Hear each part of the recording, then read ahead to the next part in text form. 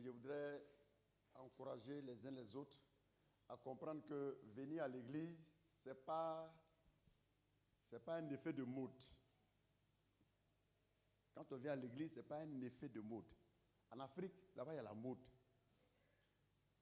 Je ne sais pas si c'est dans les autres pays, c'est comme ça, mais en Côte d'Ivoire, chaque mois, il y a une mode. Soit il y a une nouvelle chaussure qui sort, tout le monde doit porter ça. Il y a une nouvelle chemise qui sort, tout le monde doit porter ça. Les femmes, il y a un paille qui est sorti, on dit ça c'est un mari capable. Toutes les femmes doivent payer ça. Et là, il n'y a pas de femme capable, c'est les maris. Bon, là-bas c'est comme ça. Toujours il y a une mode, toujours il y a une mode. Donc il y a des gens qui vivent par rapport aux modes. C'est-à-dire ce qui est d'actualité, et ils sont dans ça. Voilà, et ils avancent comme ça. L'église, venir à l'église, ce n'est pas un effet de mode. Comme tout le monde vient, moi aussi je viens. Ce n'est pas ça. On ne vient pas à l'église parce que tout le monde vient. On vient à l'église pour se rapprocher de son Créateur à nouveau. Adam et sa femme étaient en Éden. Ils étaient avec Dieu. Quand ils ont péché, Dieu les a chassés. Ils ont perdu leur communion avec leur Créateur. Ils ont été chassés du milieu naturel dans lequel ils devaient s'épanouir et vivre. Or, vous savez que tout ce que Dieu crée, pour s'épanouir, la chose doit demeurer dans son milieu naturel. Je répète, tout ce que Dieu a créé, si la chose veut s'épanouir, si la chose veut être à l'aise, elle doit demeurer dans son milieu naturel. Retenez ça très bien. C'est pourquoi pour qu'un poisson s'épanouisse et soit à l'aise, il doit être dans l'eau. Pour qu'un arbre s'épanouisse et soit à l'aise, l'arbre doit être enraciné dans la terre. C'est pourquoi la terre, la lune, les étoiles, tout ce que vous voyez en haut là, pour s'épanouir et être à l'aise, ça doit rester dans le firmament, dans l'espace. Quand tout ce que Dieu a créé en haut là-bas, quand ça est dans l'espace là-bas, vous voyez, la chose continue de vivre. Mais quand ça sort de l'espace et que ça rentre dans l'autre atmosphère, vous voyez, ça brûle. La nuit, vous voyez souvent ce qu'on appelle les comètes, n'est-ce pas? Souvent, vous voyez, dans le noir, vous voyez des trucs qui descendent, et puis comme si du feu. Qui a une fois vu ça? Maintenant, avec l'électricité, on ne voit pas trop la nuit. Ceux qui vivent souvent dans des endroits où il n'y a pas de lumière, tout est sombre. Vous voyez la gloire du ciel. C'est beau. Et quand un de ces éléments quitte là-bas et s'approche trop de nous, de la terre, et que ça rentre dans l'atmosphère terrestre, ça se consume. Ça se détruit et puis c'est fini. Parce qu'il a quitté son milieu naturel. Tout à l'heure, si on te prend et puis on te plonge dans l'eau, tu vas vivre? Parce que l'eau n'est pas ton milieu. Je répète, tout ce que Dieu a créé, si la chose veut s'épanouir, elle doit rester dans son milieu naturel. Or, toi l'homme, toi la femme, tu as été créé pour vivre dans la présence de Dieu. C'est pourquoi quand tu quittes la présence de Dieu, tu commences à souffrir, tu commences à suffoquer, tu commences à dysfonctionner, tu commences à mentir, voler, tricher, haïr ta femme, haïr ton mari. Ça, c'est des dysfonctionnements. C'est des dysfonctionnements. Haïr, mentir, voler, c'est des dysfonctionnements. Mais quand tu reviens dans la présence de Dieu, tu commences à aimer. Tu commences à être sincère. Tu commences à être vrai.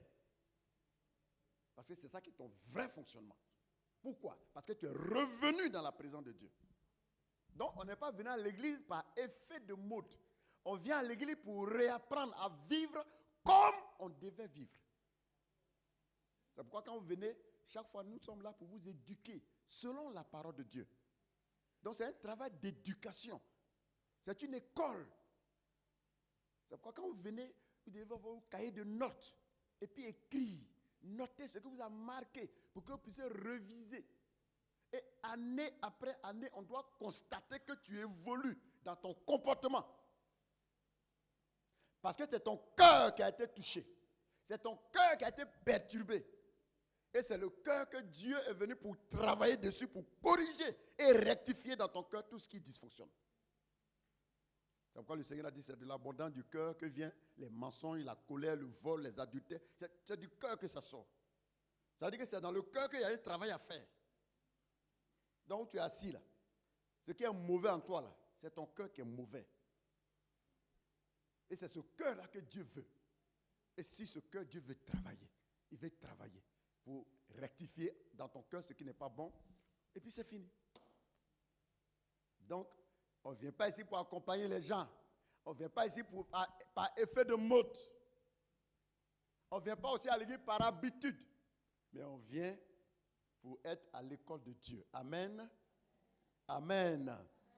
C'est pourquoi notre thème ce matin va s'intituler « La nécessité de changer de mentalité ». La nécessité de changer de mentalité. Mon dernier thème avec vous, c'était vivre la vie du ciel. Vous vous souvenez? Avant mon voyage, vivre la vie du ciel. Et à l'intérieur, on avait parlé de l'unité d'esprit. Vous vous rappelez? On avait parlé de l'unité d'esprit. Vivre la vie du ciel. Au ciel, tout est uni. C'est l'unité d'esprit. Et on avait suffisamment expliqué. Je crois que le message est encore sur la page de l'église, le groupe, n'est-ce pas? Voilà, celui qui veut écouter peut encore aller là-bas et puis réécouter. Vous savez, il faut écouter et réécouter les messages. C'est pourquoi on met là-bas. Chaque fois quand j'ai fini, je dis Pierre, tu mets le message là-bas. Comme ça, vous écoutez et vous réécoutez, vous réécoutez, vous réécoutez. Comme ça, tu vas comprendre profondément et ça va te marquer. C'est des choses que vous entendez que vous n'allez plus entendre après. Chaque jour dans la vie est unique. Chaque jour dans la vie est unique. Chaque jour dans la vie est unique. Le message que je prêche ici, je vais prêcher le même message demain, ça sera sous une autre inspiration.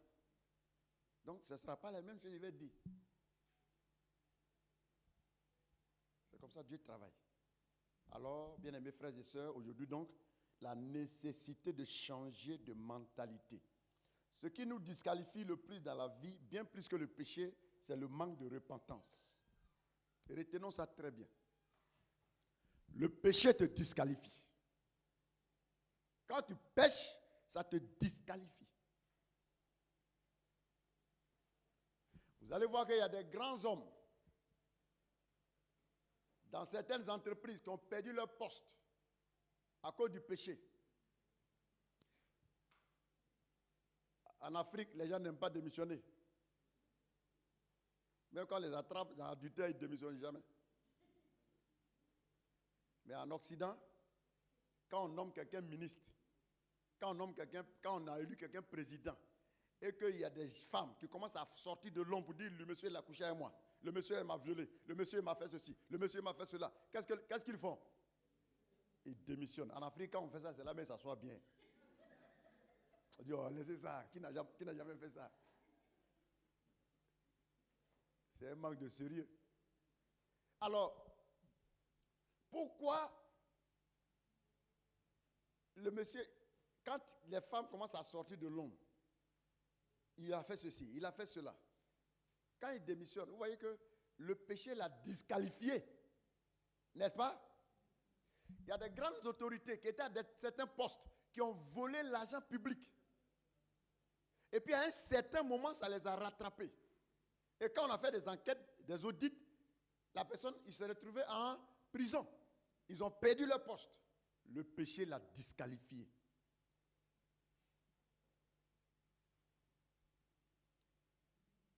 Il y a des femmes qui ont fait tellement confiance à leur mari qu'elle n'a jamais imaginé qu'il peut le tromper. Vice versa.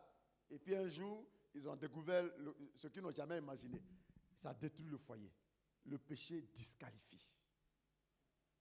Le péché disqualifie. Mais je voudrais vous dire ce matin que bien plus, le manque de repentance disqualifie. Si le péché peut vous disqualifier dans la vie, bien plus, le manque de repentance est encore grave. Parce que si quelqu'un se repent, il peut commencer à bénéficier du pardon des gens. Si quelqu'un se repent, il peut commencer à bénéficier de l'indulgence des uns des autres.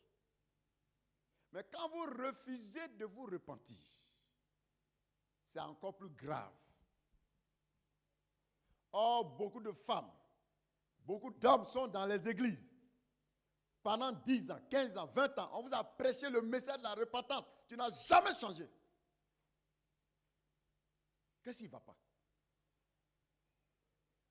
Lorsque Jésus est venu, il n'a pas envoyé 2 messages. Il est venu prêcher un seul message. Il dit, repentez-vous.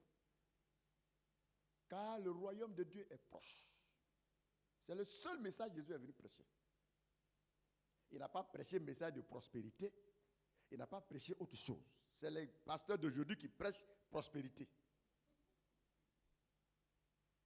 Je voudrais vous dire ce matin, vous n'avez pas besoin de venir à l'église pour être riche. Si c'est à cause de l'argent, il faut partir à la maison.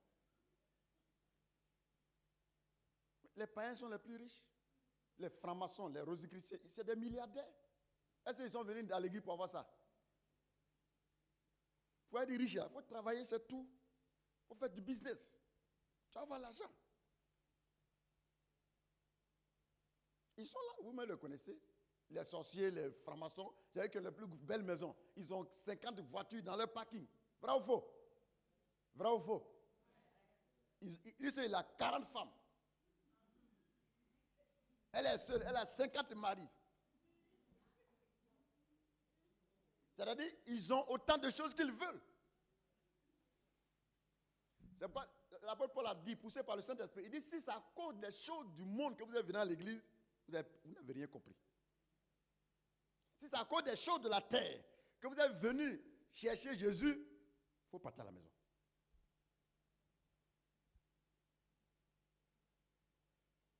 Jésus est venu, il n'a pas prêché comment faire pour avoir les richesses du monde. Il n'a pas parlé de ça. Il n'a pas parlé de ça. Il avait un seul message dans sa bouche. Il dit, repentez-vous, car le royaume des cieux est proche.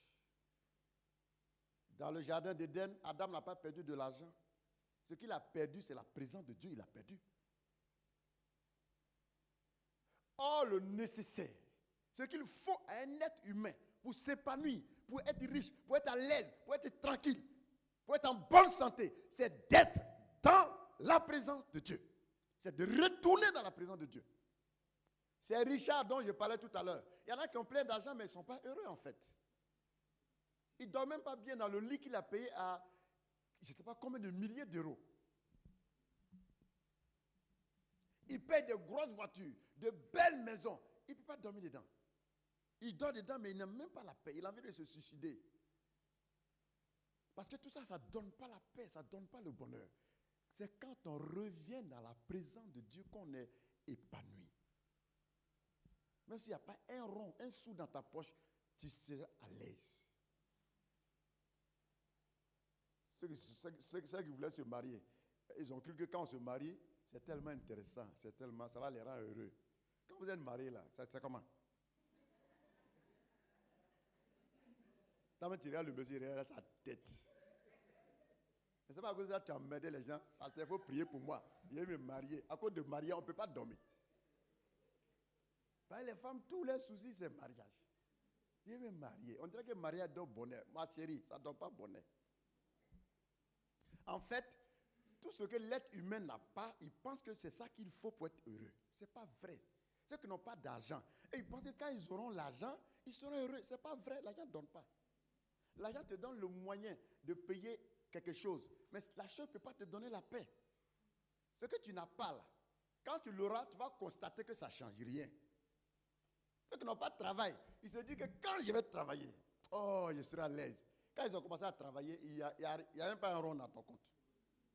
Tu te dis, mais pourquoi je travaille même? Pourtant, tous les jours, tu souffres. Quand je serai en France, je serai en France.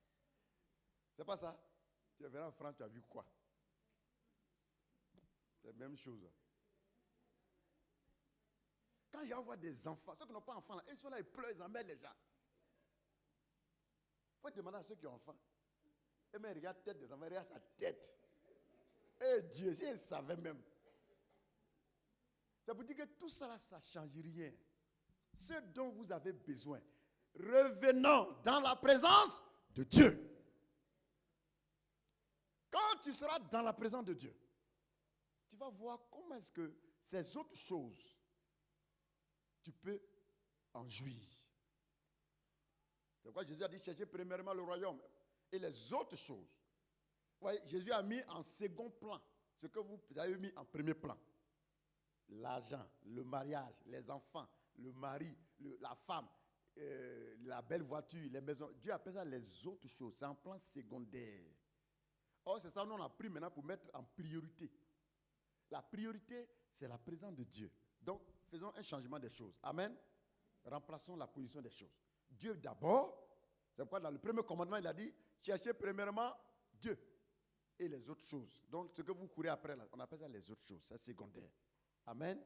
Quand on classifie comme ça, vous allez voir que ça marche. Alors Jésus vient, il dit, repentez-vous. Les apôtres sont venus, le message qu'ils ont prêché, repentez-vous. Vous n'allez pas voir dans le message des apôtres, message de prospérité. Ils n'ont prêché que la repentance. Jésus n'a prêché que la repentance. Parce que lorsqu'on se repent et qu'on vit comme Dieu veut, là, la bénédiction te poursuit. Ne faites pas d'un sujet un souci. Sinon, c'est ça qui va te rendre malheureux. Et ça, ce souci te rend vulnérable. Les démons profitent de ça pour t'attaquer. Si tu n'as pas d'argent, c'est que tu as la vie avec ça. En attendant que Dieu fasse mieux. Tu n'as pas de mari. Vis dans la volonté de Dieu et vis correctement. Le temps que Dieu apporte le mari. Si tu n'as pas d'enfant, le temps que l'enfant arrive, vis correctement la volonté de Dieu.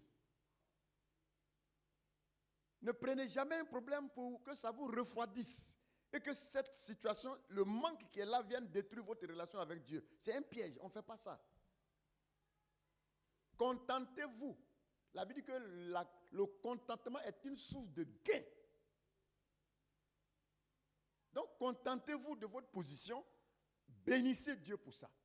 Dans la richesse, bénis Dieu. Dans le manque, bénis Dieu. Si tu manques quelque chose, ne te soucie pas pour la chose. Sinon, le diable va prendre ça pour te fatiguer.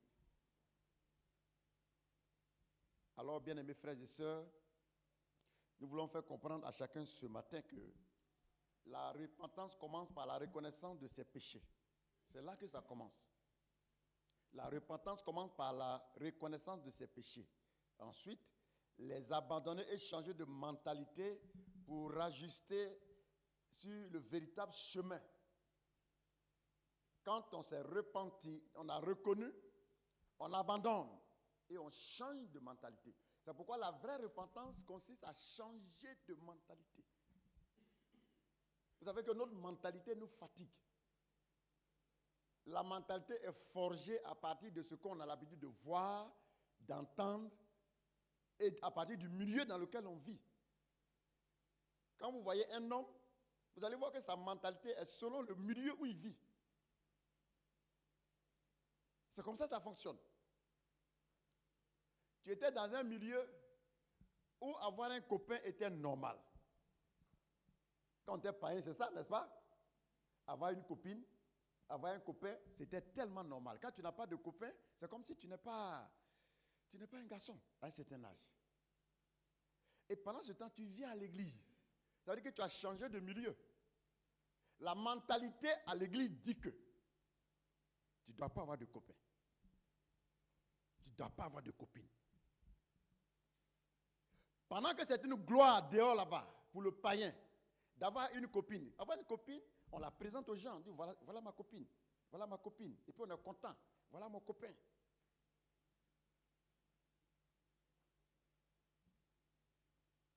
J'étais dans un pays où tu vas dire à une femme, ça fait 40 ans que je suis marié avec mon mari, mais elle te regarde et dit, mais madame, tu es bête. Est-ce que c'est le seul monsieur sur la terre? Moi, je suis à mon 6e mariage. Et puis elle le dit avec fierté. Je suis à mon 5e mariage. Et puis c'est avec fierté. C'est leur mentalité de leur milieu. Donc partout où vous allez vous retrouver dans un milieu, et chaque milieu a sa mentalité. Et ce sont de ces milieux que nous sortons pour devenir chrétiens. Allez-y au Burkina Faso, vous allez voir que là-bas, il y a une mentalité. Allez-y au Cameroun, il y a une mentalité. Allez-y en Côte d'Ivoire, ils ont leur mentalité. Allez-y au Mali, ils ont leur mentalité. Venez en France, ils ont leur mentalité. Allez aux États-Unis, ils ont leur mentalité. Allez-y en Angleterre, ils ont une mentalité là-bas. Et c'est dans ces milieux-là que vous êtes sortis. Nous sortons de ces milieux.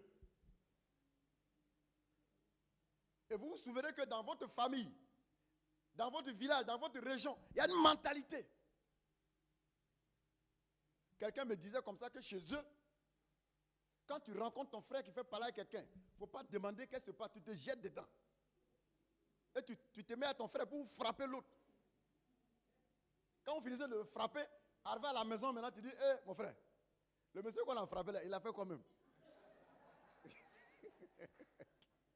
Voilà comment eux ils réfléchissent chez eux.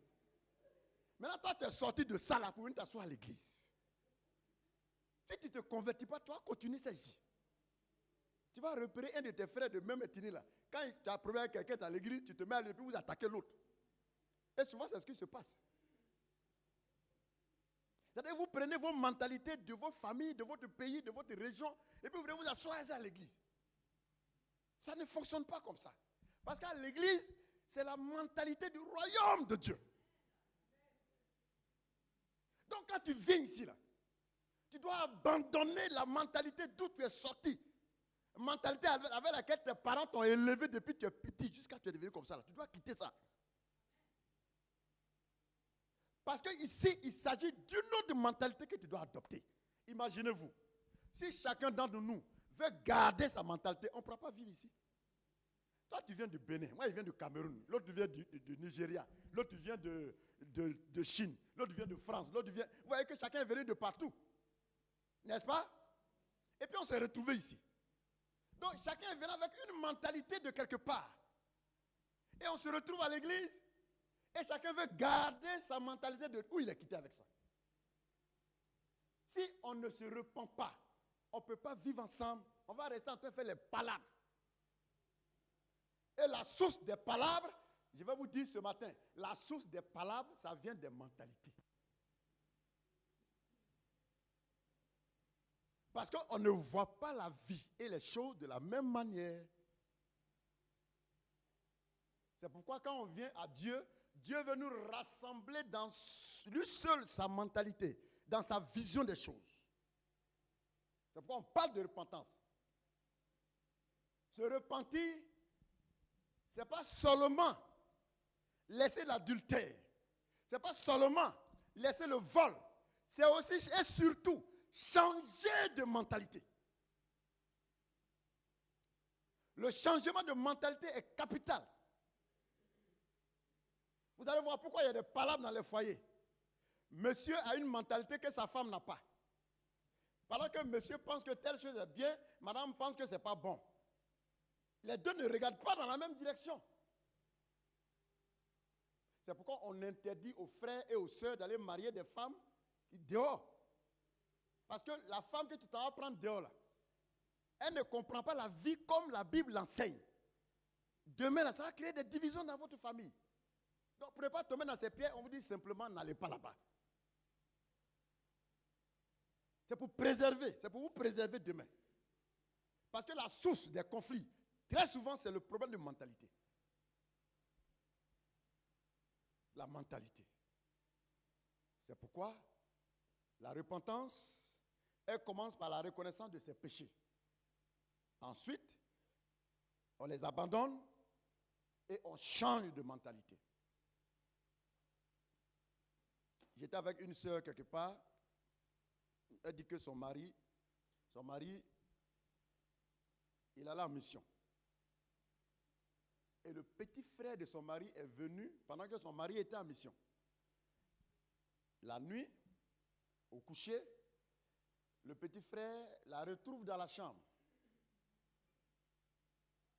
Elle demande au monsieur, mais tu veux quoi? Et le petit frère dit, bon, chez nous, quand le grand frère n'est pas là, le petit frère le remplace. Ah, vous voyez, c'est la mentalité de leur tribu. Chez eux, c'est comme ça fonctionne. C'est-à-dire, pendant que le monsieur est en mission, lui, il a le droit de coucher avec la femme du monsieur. Parce qu'il est le petit frère. Que chez eux, c'est comme ça. Chacun sait d'où il sort. C'est pas vrai?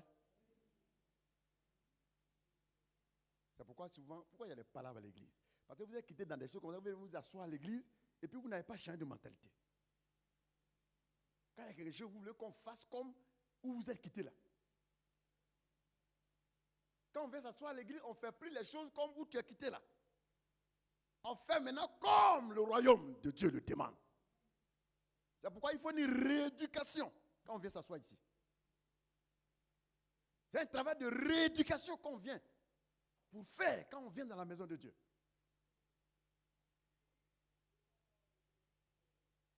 Ici, vous êtes dans un pays où on ne fait pas de dot. C'est pas ça? N'est-ce pas? Pourtant, vous savez que la dot, elle est biblique.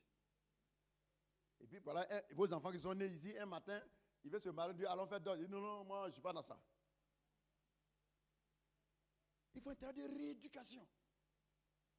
La Bible dit que toutes les cultures, les coutumes des peuples sont vanité.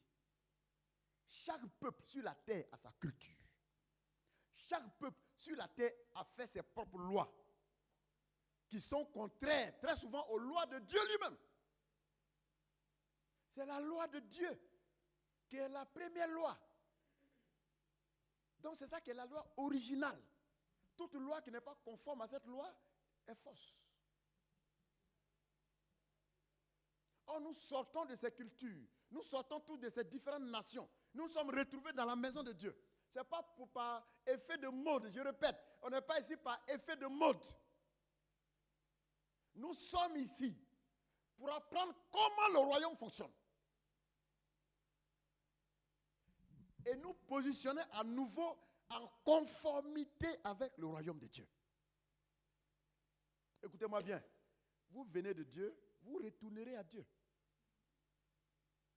Dieu est ta source, Dieu est ta finalité. Vous voyez, quand les gens décèdent, on dit quoi? Il a rendu à qui? À son papa?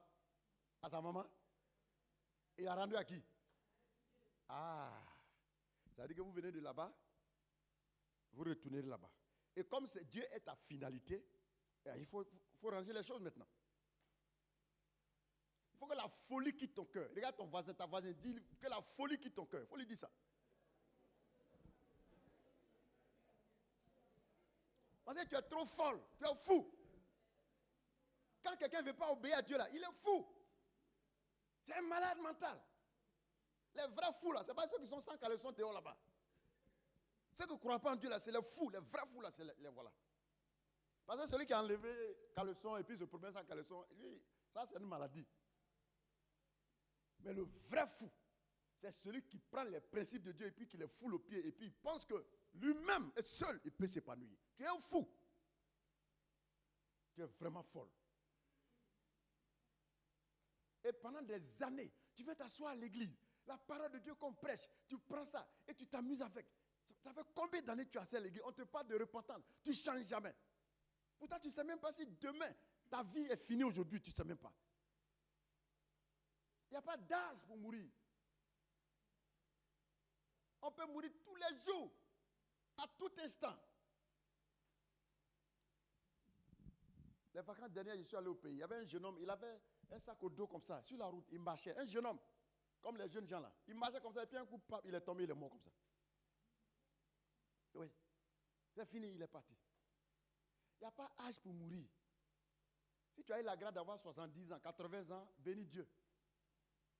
Sinon, il y en a qui ont court séjour, d'autres ont séjour moyen, d'autres ont long séjour.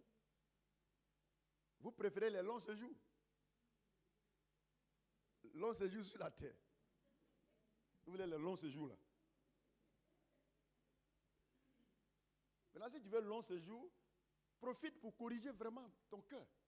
Il faut profiter. Dieu te permet un long séjour, ce n'est pas pour que tu puisses. Ce n'est pas à cause de ta belle maison que tu veux construire. Il y a mieux que ça en haut là-bas. Ce n'est pas à cause de ta belle voiture, il y a mieux que ça au ciel.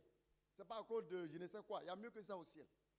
La Bible dit qu'au ciel, ce que vous voyez, tout ce que vous voyez sur la terre, c'est l'ombre des choses qui sont au ciel. Les belles choses que vous appréciez ici et vous courez après là, la Bible dit que c'est l'ombre de ce qui est en haut. Vous connaissez ce qu'on appelle l'ombre? Quand il y a le soleil, tu regardes, voilà l'ombre. Où est pour moi? Bon, il n'y a pas de lumière ici. Ça y est ici. Donc quand vous voyez l'ombre là, est-ce que l'ombre c'est mon vrai? Donc il y a le vrai et puis il y a l'ombre. L'argent, l'or, les belles maisons, les belles voitures, les quoi. La Bible dit que c'est l'ombre de ce qui est au ciel là qui est ici. L'ombre. Imaginez-vous au ciel. Il suffit que tu penses et tu vas te déplacer à la vitesse de ta pensée. C'est extraordinaire. Quelqu'un se déplace à la vitesse de sa pensée. Aujourd'hui, tu es dans tel vêtement. Demain, voilà un autre vêtement sur toi.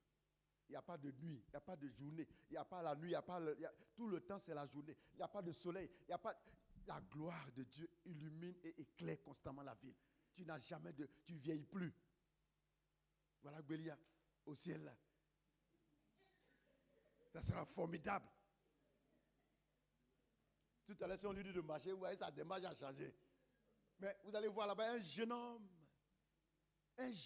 propre, restauré, un beau jeune homme. Et pour toujours. Sa femme ne va plus dire, mon chéri, dit, hey, ici là, c'est ma soeur. Il n'y a pas chéri ici.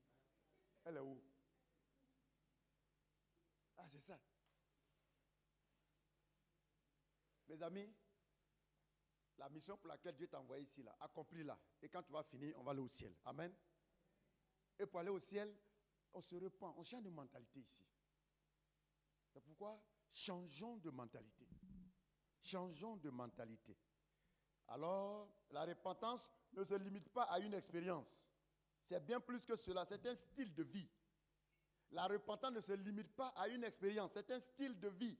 C'est un style de vie. C'est-à-dire, quelqu'un, parce qu'il a péché aujourd'hui, il a fait quelque chose qui n'est pas bien, et puis bon, il abandonne, et puis c'est une fois pour toutes. On ne se repent pas une bonne fois pour toutes. On se repent de ce qui n'a pas marché. Si demain il y a autre chose qui n'a pas marché, on se repent de ça encore. Donc c'est un style de vie. Et quand on se repent d'une chose, on ne reprend plus. Mais il va arriver que tous les jours on pêche. Et chaque fois que tu as péché, chaque fois que tu as désobéi au principe de Dieu, tu te repens. Donc c'est un style de vie chez le croyant. C'est un style, c'est sa manière d'être. La repentance est un style de vie. Et la véritable repentance n'est possible que si vous avez le désir profond de changer littéralement de mentalité. Si vous changez littéralement de mentalité, c'est ainsi que vous allez parvenir à une véritable repentance. C'est un changement de mentalité.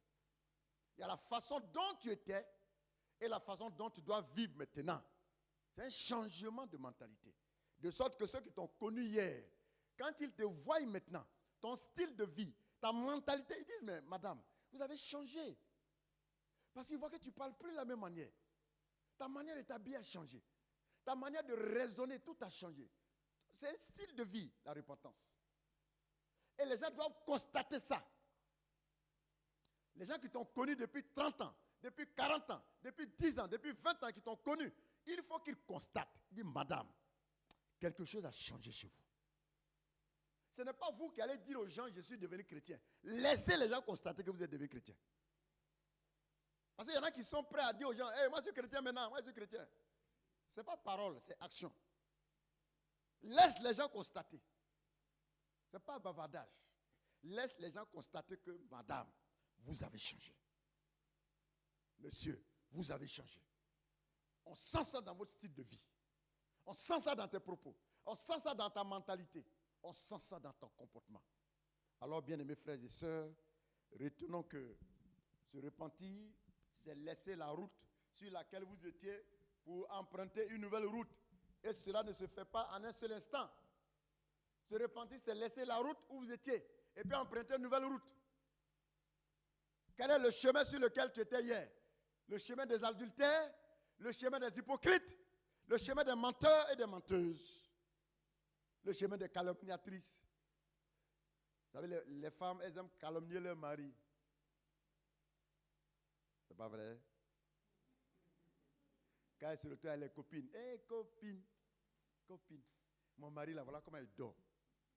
Mon mari, là, voilà comment il est. Mon mari, on ne fait pas ça. Il ne faut pas exposer la nudité de ton mari. Amen. Parce que ton mari, c'est toi. Il ne faut pas l'exposer. On ne parle pas de son mari pour parler à tout le monde. Mon mari est comme ça, mon mari est comme ça, mon mari, ou bien monsieur aussi, ma femme est comme ça, ma femme est...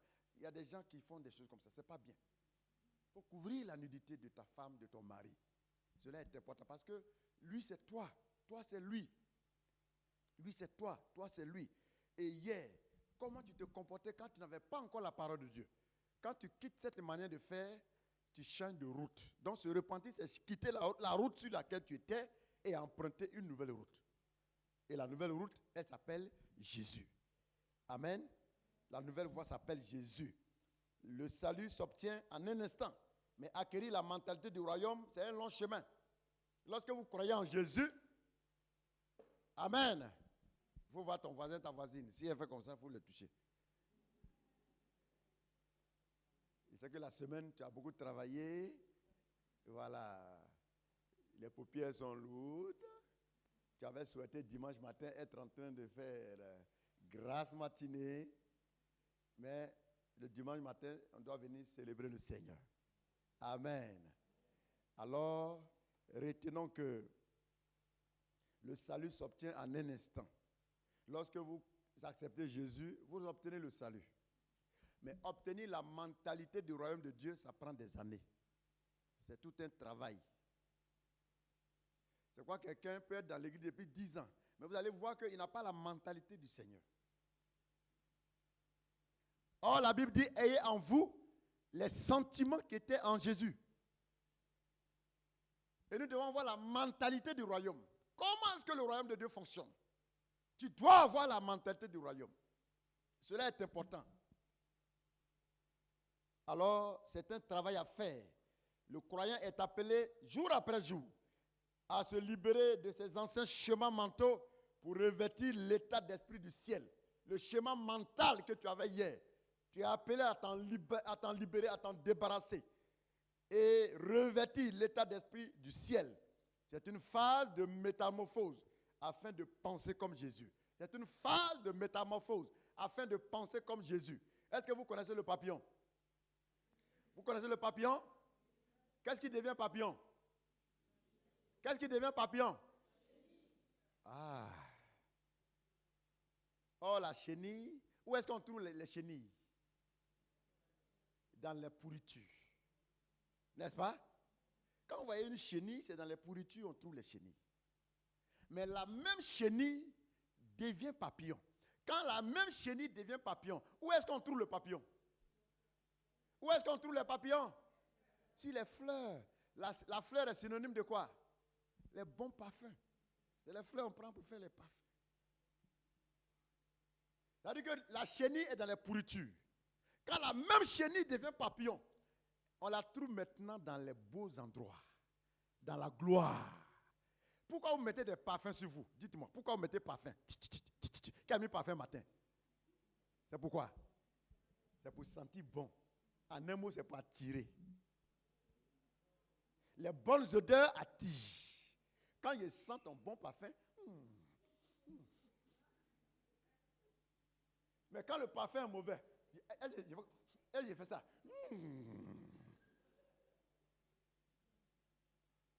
Les bons parfums attirent.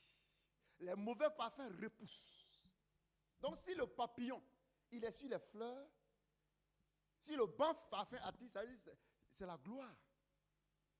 Le papillon qui était chenille, qui était dans la pourriture, quand la chenille devient papillon, tu ne vas plus jamais voir un papillon. Est-ce que vous voyez un papillon dans la pourriture? Jamais. C'est pourquoi quand vous avez la mentalité de Jésus, on ne va plus jamais entendre que tu as haï quelqu'un, que tu as volé, que tu as triché, que tu as cherché femme de quelqu'un. On peut te confier la femme des gens, il va voyager, revenir, tu ne vas pas toucher. C'est pas vrai. Il veut dire, hé voisin, il faut surveiller ma femme. Hein? Voisin, il faut surveiller ma femme, j'arrive. Et puis il va venir trouver intact. Parce que maintenant tu as changé.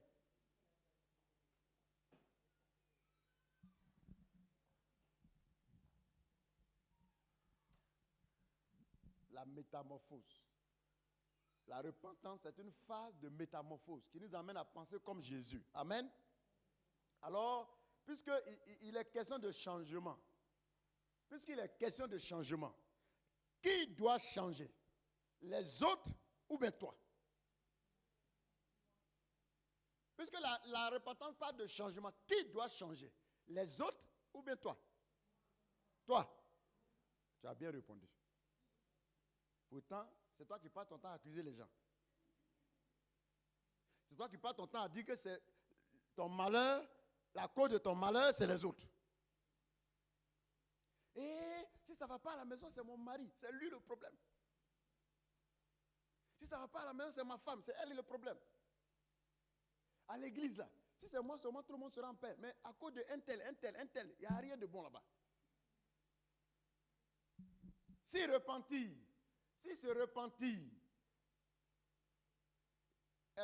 nous amène à un changement, qui doit changer? On a déjà répondu que c'est moi. C'est chacun qui doit changer, n'est-ce pas? Alors, le sens profond de la repentance, c'est changer de vie, changer de mentalité. C'est ce qu'il faut retenir d'abord. Le sens profond de la repentance, c'est de changer de vie, c'est de changer de mentalité. C'est comme si Dieu nous créait à nouveau. C'est comme si Dieu te créait à nouveau. Hier, la voleuse, aujourd'hui, est devenue la femme honnête. Hier, le menteur est devenu l'homme franc. Hier, l'adultère, l'impudique, celui qui se masturbait, il est devenu chaste. Quand on dit aux jeunes filles, aux jeunes gens qui ne sont pas encore mariés, ne commettez pas d'adultère, ne commettez pas d'impudicité, il dit d'accord, mais ils vont se rafraîchir en se masturbant. Ah! Tu es en train de détruire ta communion avec Dieu. Vous savez qu'aujourd'hui, ils vous ont fabriqué toutes sortes de machines pour vous masturber. N'est-ce pas? Vrai ou faux? Vous savez, parce qu'il y en a qui ont ça à la maison, les poupées. Ça, c'est ton mari poupée, c'est ta femme. Si tu quittes ici, ta poupée là, il faut aller prendre pour brûler. C'est une poupée adultérienne. Il faut chasser les poupées, esprit de poupée. Poupée adultère, poupée impudique. Est-ce que vous avez compris? Il y en a qui m'ont déjà envoyé pour eux, et puis on a brûlé. Oui, les poupées. Vous savez où on vend ces choses? Chrétien ne fait pas ça. Hein? Il dit, bon, comme on dit que je ne suis pas encore marié, bon, je vais me débrouiller. Tu vas t'embrouiller. Ça, c'est pas débrouiller, tu vas t'embrouiller. La chasteté, c'est de rester comme ça. Quand moi j'ai accepté Jésus, j'étais un impudique. Et quand j'ai accepté le Seigneur, du jour où j'ai accepté le Seigneur jusqu'au jour de mon mariage, ça a pris 15 ans. J'ai fait 15 ans de chasteté. Ce n'est pas impossible. 15 ans. On peut vivre comme ça. Il s'agit d'être délivré. Il y en a qui ne peuvent pas voyager, laisser les femmes. Il n'est pas délivré même. Maintenant, si tu n'es pas délivré, il faut voyager à ta femme. Hein? Il ne faut pas aller te débrouiller quelque part là-bas. Non, tu vas t'embrouiller. Je vous en prie, si tu as des poupées, il faut les brûler au nom de Jésus. Sinon, ta poupée ne va pas au ciel. Elle, c'est du matériel. C'est toi seul qui vas t'asseoir en enfer là-bas. Et puis on dit, mais avec qui je paye? On dit, voilà, poupée là. Ta poupée, t'as envoyé en enfer. Donc il faut aller jeter les poupées. Quand tu pars devant les magasins de poupées là, il ne faut pas regarder là-bas. Il y en a, c'est les chiens, les animaux. Tu prends chien, et puis c'est chien qui est ton mari. C'est chien qui est ta femme. Je sais que vous n'êtes plus dans ça, mais sachez qu'on ne fait pas ça. Amen. Voilà. Tu aimeras, la Bible nous dit que donc, quand on se repent, c'est comme si Dieu nous a créés à nouveau. On devient quelqu'un de nouveau. C'est pourquoi quand les gens vont te voir, ils sont étonnés. Ils disent, mais mon frère, Hier, là, on faisait telle chose ensemble. On faisait telle chose ensemble. Tu dis oui. Et le monsieur qui faisait ça avec vous, là, lui, il est mort. Oui. Nekam. L'ancien Nekam, il est mort. C'est un nouveau Nekam qui est là. La sœur Marie, la sœur Philomène, la sœur quoi? L'ancien est mort. C'est une nouvelle personne qui est là maintenant. De sorte que ce que tu faisais hier, quand tu fais plus ça aujourd'hui, les gens qui te connaissaient, quand ils te voient, ils sont étonnés. Tu dis oui, dis-leur que la femme que tu connaissais, moi avant, là, lui, il est mort. C'est une nouvelle qui est là. Il ne fait plus ça. C'est fini. Donc la repentance, c'est comme si Dieu nous créait à nouveau. Et tu aimerais tellement voir souvent les autres changer, alors ta vie deviendrait agréable. Il y a des gens qui pensent que leur bonheur dépend que les autres changent d'abord. Il y en a qui pensent comme ça. Ça ne va pas à la maison parce qu'un tel est comme ça. S'il lui change, ça va aller. Il y en a qui pensent comme ça. Il y en a qui ont cette pensée. Et pour toi, ce sont les autres qui t'empêchent d'être heureux et de devenir la personne que tu rêves d'être. Pour d'autres, c'est les autres qui font qu'ils sont malheureux. C'est les autres qui font qu'ils ne sont pas heureux. Bien-aimé, celui qui attend des autres qu'ils améliorent son environnement, c'est une utopie. Si tu attends que les autres améliorent ton environnement, c'est une utopie. Ce n'est pas vrai. Le changement ne viendra pas des autres. Il vient de toi. Quand tu vas changer, quand tu vas commencer à changer, tu vas voir que les choses vont commencer à s'améliorer. Parce que les autres ne changeront pas. Donc toi qui entends cette parole ce matin, s'il y a des problèmes dans ton foyer, à partir de ce matin, va, commence à changer. Qu'est-ce que ta femme te reproche? Commence à prendre ça au sérieux. Qu'est-ce que ton mari te reproche? Commence à changer. Commence à mettre de l'ordre dans ça. Vous savez, ce sont les autres qui nous voient. Et la Bible dit que toutes les voies de l'homme sont pures à ses propres yeux. Ce que chaque homme fait, pense que c'est ça qui est bon. J'ai fait souvent une expérience. Asseyez-vous souvent au bord de la route et puis regardez les gens qui passent en véhicule. Il y en a qui passent, ils s'en vont doucement. Il y en a qui passent, boum! N'est-ce pas? Et vous savez que quand vous êtes dans un véhicule, les vitres fermées, vous pouvez être à 120 à l'heure, 130 à l'heure, 140 à l'heure. Toi qui es dedans, tu ne sens pas. N'est-ce pas? Toi, tu ne sens même pas que tu es en danger. Mais quand celui qui est au bord de la route, quand tu passes, boum! Dans son cœur, il dit, hé monsieur, doucement, vous êtes en danger. C'est celui qui nous regarde qui est mieux placé pour nous juger. On ne peut pas se juger soi-même. Sinon, ce ne serait pas un bon jugement. Donc, ton mari qui vient à toi à la maison, c'est lui qui te voit. Comment tu dors? Quand tu dors là, tu sais comment tu ronfles?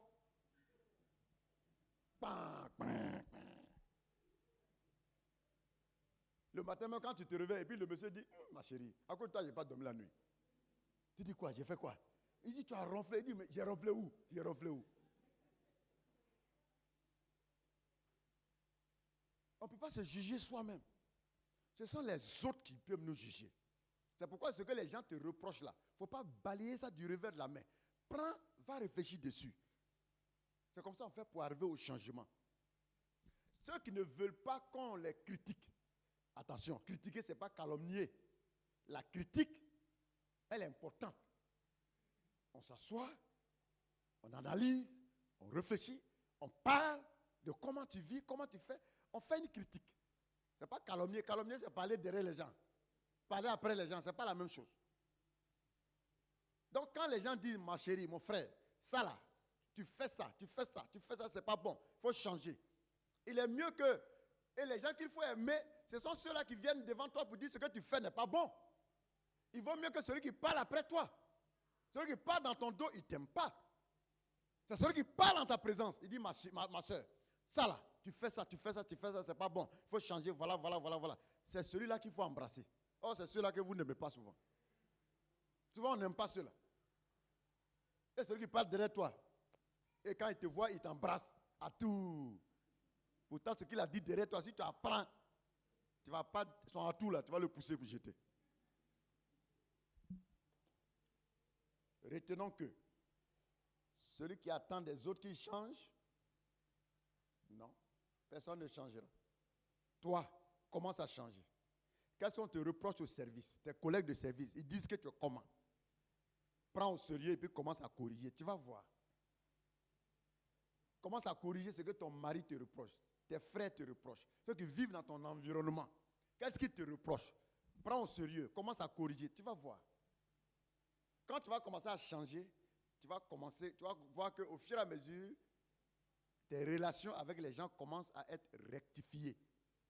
Tes relations avec les gens commencent à être restaurées. Tu seras étonné. Parce qu'il y a beaucoup de choses qu'on met sur le compte de Satan. Oh, ce n'est pas Satan. Les chrétiens, tout ce qui se passe, on dit ça c'est le diable. Quand quelqu'un est mauvais, on dit Satan même il fatigue les gens. Ça c'est Satan qui le fatigue comme ça. Ce n'est pas toujours Satan.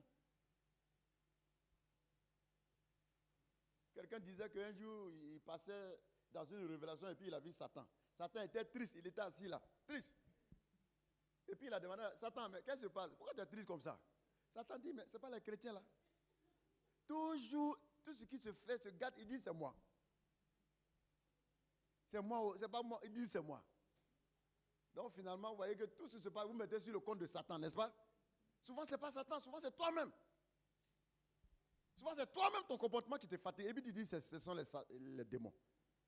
Alors, le changement doit venir de votre intérieur. Le changement doit venir de ton intérieur. La Bible dit que c'est de l'intérieur du cœur que sortent les mensonges, l'adultère, le vol, les calomnies. L'intérieur de ton cœur, c'est de là-bas. C'est là-bas que ça commence. Et c'est de l'intérieur de ton cœur que le changement commence. Vous pouvez aller à l'autre bout du monde, changer de boulot, changer de patron, changer d'église, changer de femme, changer de mari et constater que vous amenez avec vous votre vision de la vie. Quelqu'un peut quitter la ville de Paris, aller vivre à Berlin, aller vivre à Tokyo, aller vivre à New York. Rien ne change en réalité. Parce que tu pars avec ton cœur là-bas. C'est le cœur qui doit changer. Tant que ton cœur ne change pas, si tu veux, il faut changer de boulot, il faut changer de femme, il faut changer de patron, il faut changer de je ne sais quoi. Rien n'a changé. Parce que ton même cœur là t'accompagne. Il y a des gens qui ont laissé une femme, qui se sont mariés à une autre femme, qui ont cru que c'est les femmes qui sont mauvaises, que l'autre femme est mauvaise, n'est-ce pas? Quand il a marié l'autre femme, est-ce que ça a continué? Parce qu'il oublie que c'est lui, son cœur, qui a un problème.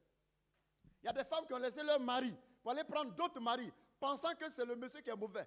Mais c'est ton cœur, le même cœur que tu as pris pour aller marier le monsieur encore. Il y en a qui changent de boulot. Ah, dans tel boulot, les gens sont comme ça. Dans tel boulot, les gens sont ceci. Et puis, ils changent de boulot. Quand il va dans tel boulot, un an après, vous apprenez qu'il a changé de boulot encore. Ton cœur t'a accompagné là-bas. Ta mentalité est partie avec toi. C'est ça qui te fatigue. Et c'est ça qui doit changer. Tu es venu à l'église. Tu étais camarade des gens. Un an après, tu dis, cette église-là, tout le monde est mauvais. Église qui est là-bas, là, il est parti là-bas. Il y en a qui vont église en église. Chaque année, ils chantent d'église. Quand il va dans une église, un an après, il dit non, il n'y a pas l'amour là-bas. Après, il change, il va dans une autre église, il n'y a pas l'amour. Tu as déjà fait au moins 5 églises. Je voudrais t'informer ce matin que toutes les églises où tu vas là, tout le monde est mauvais. Tout le monde est mauvais si ton cœur est mauvais.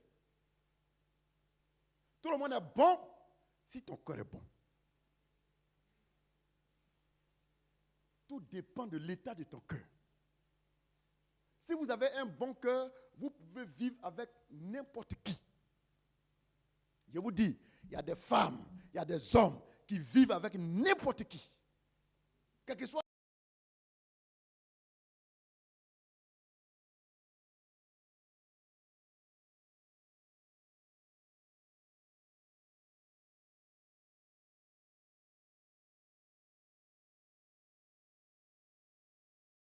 Que Dieu a. Si Dieu était mauvais, il y a longtemps, il a détruit tout le monde. Mais sa mentalité fait que Dieu peut supporter toutes sortes de caractères. Donc, la solution, ce n'est pas de changer les églises. C'est ta mentalité qui doit changer. La solution, ce n'est pas de changer de femme. Si tu étais prêt à laisser ta femme, quand tu sors d'ici, Va, embrasse-la. Dis-lui, je t'aime. Commence à changer toi-même ta mentalité. Tu vas voir. Tu étais prêt à abandonner ton mari. Ce n'est pas ton mari qui est mauvais. Change de mentalité. Et tu vas voir. Et tu vas constater que quelque chose commence à changer. Bien-aimés frères et sœurs, vous pouvez aller au bout du monde. Changer de boulot, changer de patron, changer de femme, changer d'église. Rien ne changera si votre mentalité n'a pas changé. Alors, il va terminer par vous raconter une histoire. Une histoire vraie. Il était une fois un homme âgé et très sage, assis à l'entrée de son village. Et ce jour-là, il était accompagné par... C'est un pépé, c'est un grand-père, comme Bélia, c'est un grand-papa, c'est un pépé. Et ce jour-là, il était accompagné par une de ses petites filles. Et un étranger arriva et lui posa la question. Dans quelle sorte de village sommes-nous? Le vieil homme lui répondit, de quel genre de village est-ce que tu viens? Et lui, il est venu, il a posé la question pour savoir, il demande au vieux, dans votre village là, comment est ce village-là? Et le vieux sage, lui a retourné la question. Il dit, de quel genre de village est-ce que tu viens? Et le monsieur va répondre, il dit, dans mon village, tout le monde se calomnie. Il dit, dans mon village, tout le monde fait des commérages. Et le vieil homme répondit à l'étranger, il dit, ce village est exactement comme ça. Il dit, le village où tu es venu là, c'est exactement comme ça ici. Tout le monde fait des commérages ici. Tout le monde calomnie tout le monde. Écoutez bien la réponse du vieux. L'étranger lui a posé la question. Votre village là, c'est comment ici? Le vieux lui a retourné la question. Il dit, le village où tu as quitté là, c'est comment là-bas? Et l'étranger répond, chez nous, dans mon village là-bas, là, tout le monde fait des commérages. Tout le monde calomnie tout le monde. Et le vieux répond, ici, c'est exactement la même chose. Ici, là, chacun calomnie son frère. Tout le monde fait des commérages. Et quelque temps après, un autre arriva et posa la question, ce village est-il assez bon endroit pour vivre? Et le vieil homme répondit encore, qu'en est-il du village d'où vous venez? Quand le premier est parti, il y a un second qui est venu.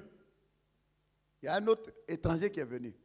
Et il pose la question au vieux. Il dit, votre village là, est-ce que c'est un bon endroit pour vivre? Le vieil homme lui ramène la question.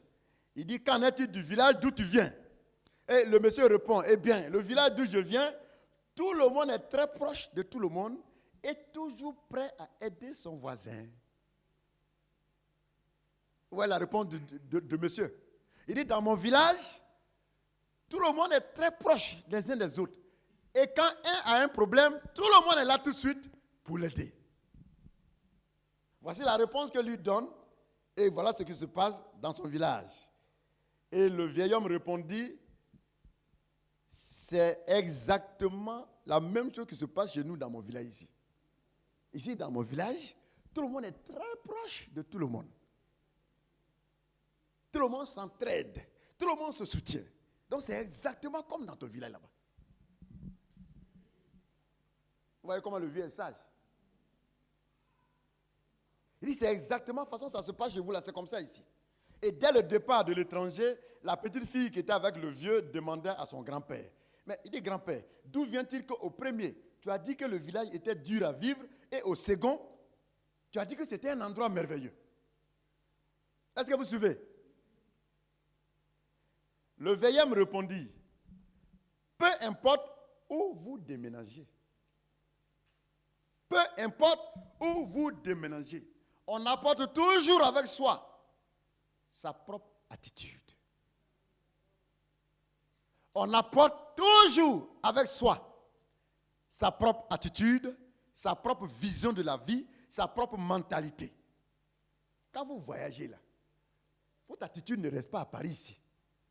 Vous voyagez avec votre attitude. Vous voyagez avec votre vision de la vie. Vous voyagez avec votre mentalité.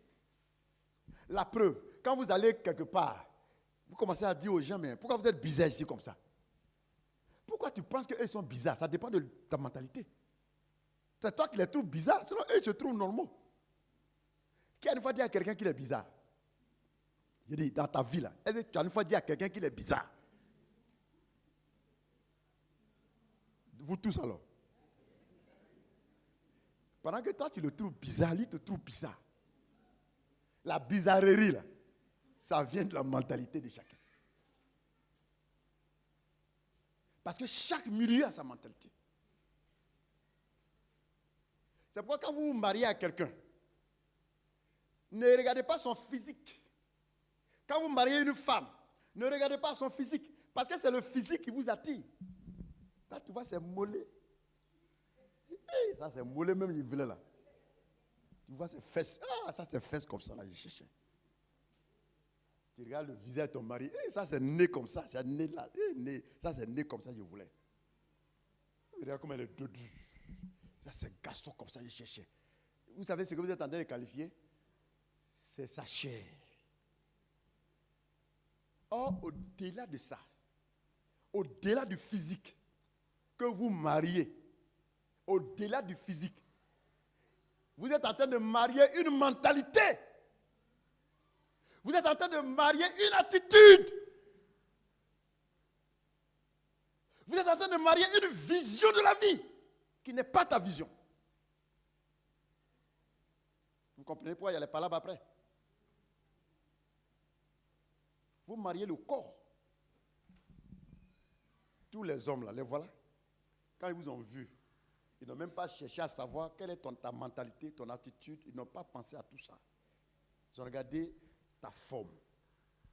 On dit, mais ça c'est une belle créature. Seigneur, ces femmes comme ça je veux. Jésus dit, son dedans là, tu connais? Sa mentalité là, tu connais? Sa vision de la vie, est-ce que tu connais, ma fille?